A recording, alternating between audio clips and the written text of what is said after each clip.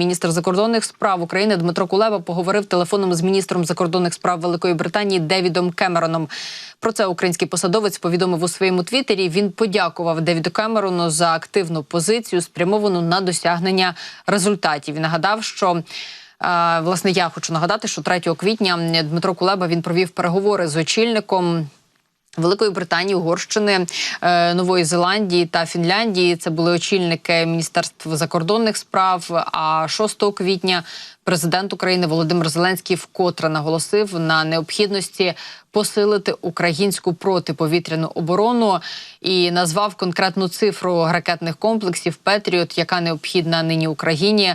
Мова про 25 систем. Міністри Великої Британії та Франції Девід Кемерон та Стефан Сежурне наголосили на необхідності подальшої підтримки України.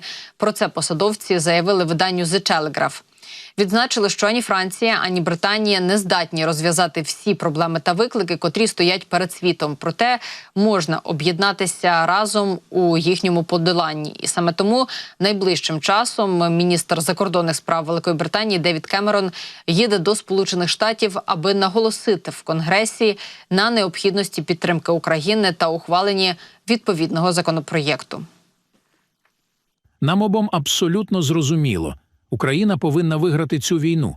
Якщо Україна програє, ми всі програємо. Ціна нездатності підтримати Україну зараз буде набагато вищою, ніж ціна відсічі Путіну. Світ спостерігає за нами і засудить нас, якщо ми зазнаємо невдачі. Президент Фінляндії Олександр Стуб наголосив на тому, що Путін розуміє лише мову сили. Тому нині мир може бути встановлений лише в тому випадку, якщо Україна виграє цю війну. Я вже багато років займаюся мирним посередництвом. І, звичайно, коли йдеться про негайний мир, він починається з діалогу, а після діалогу ви починаєте встановлювати параметри. Але я думаю, що холодна правда в цьому конкретному випадку полягає в тому, що єдиний спосіб досягти миру – це на полі бою. При цьому Олександр Стуб додав, що він думає, що Путін не бачить, яким чином можна завершити цю війну миром.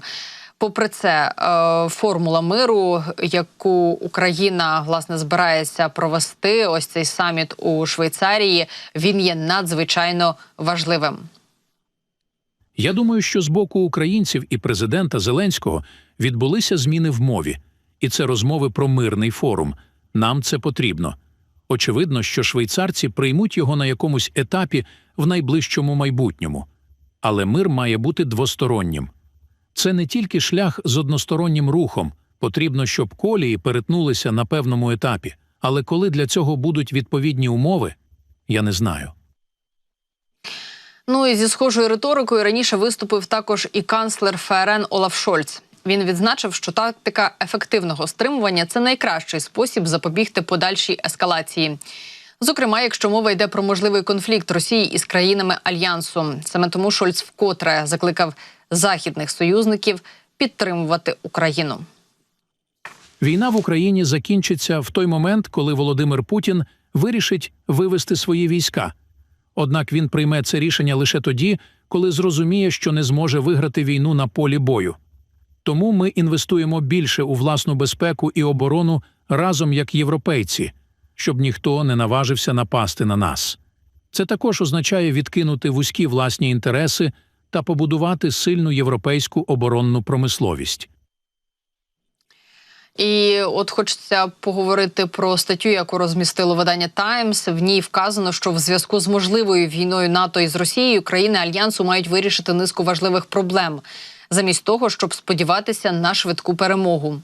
І однією із проблем є те, що деякі країни не здатні витратити навіть 2% свого ВВП на оборону. При цьому загрозливою є проросійська позиція Словаччини та Угорщини всередині Європи та нестабільна підтримка Сполучених Штатів з огляду на можливе президентство Дональда Трампа. Видання наголошує на тому, що нині структура НАТО є відображенням практичних політичних рішень, а не військової логіки. Альянс насправді являє собою систему комітетів, чиї плани і обіцянки настільки сильні, наскільки сильні його держави-члени. Їхня найгірша звичка – величні, але порожні заяви і жести. У той час, коли кожна крихта обладнання і грошей має бути відправлена, наприклад, в Україну, НАТО проводить свої найбільші навчання з часів Холодної війни «Стійкий захисник». Ця виставка пропонує чудові дні для шановних відвідувачів, але не зупиняє російських командирів, які завдають ударів по беззахисних українських містах, таких як Харків.